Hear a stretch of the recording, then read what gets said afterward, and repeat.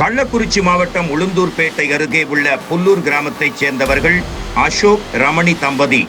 ரமணி வங்கி ஒன்றில் அதிகாரியாக பணியாற்றி வந்துள்ளார். இந்த நிலையில் சம்பவத்தன்று ரமணியின் செல்போனுக்கு அவரது தாயார் லட்சுமி அழைத்த போது செல்போன் அணைக்கப்பட்டிருந்ததால் நேராக வீட்டுக்கே சென்றிருக்கிறார்.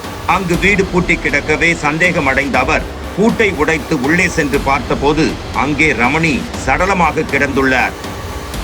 இதை பார்த்து அதிர்ச்சி அடைந்த தாய் லட்சுமி எடைக்கல் போலீசாருக்கு தகவல் அளிக்க அவர்கள் சம்பவ இடத்திற்கு வந்து ரமணியின் சடலத்தை கைப்பற்றி உடற்கூராய்வுக்காக அனுப்பி வைத்தனர். மேலும் வழக்கு பதிவு செய்து விசாரணையையும் தொடங்கினர். அப்போது ரமணியின் கணவர் அங்கு இல்லாததால் அவரது செல்போனை தொடர்பு கொண்ட போது அதுவும் அணைத்து வைக்கப்பட்டிருந்தது.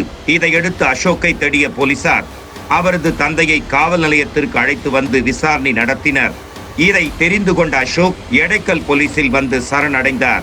இதையடுத்து அசோக்கிடம் போலீசார் நடத்திய கிடுக்குப்பிடி விசாரணையில் பல்வேறு அதிர்ச்சி தகவல்கள் வெளியாகின. ரமணி அசோக்கை திருமணம் செய்வதற்கு முன்பாக இருவரை திருமணம் செய்து ஏமாற்றி இருக்கிறார். இதனை மறைத்து அசோக்கையும் ஏமாற்றி திருமணம் செய்து கொண்டுள்ளார்.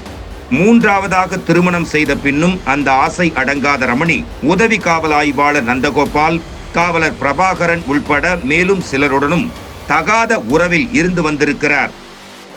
இதையெல்லாம் தெரிந்து கொண்ட அசோக் மனைவியை கண்டித்து திருந்தி வாழச் சொல்லி இருக்கிறார். ஆனால் அடங்காத ரமணியோ கணவரையே கூலிப்படகை வைத்து கொலை செய்து விடுவதாக மிரட்டி இருக்கிறார்.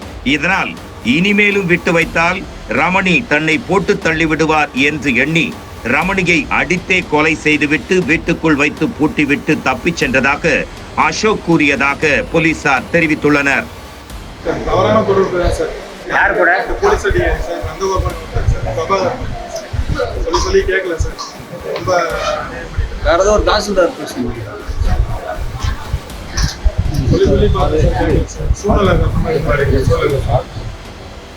இதையடுத்து வங்கி பெண் அதிகாரியான தனது மனைவியை அடித்து கொலை செய்த வழக்கில் கைது செய்யப்பட்ட கணவன் அசோக் உளுந்தூர்பேட்டை குற்றவியல் நீதிமன்றத்தில் ஆஜர்படுத்தப்பட்டு சிறையில் அடைக்கப்பட்டார்.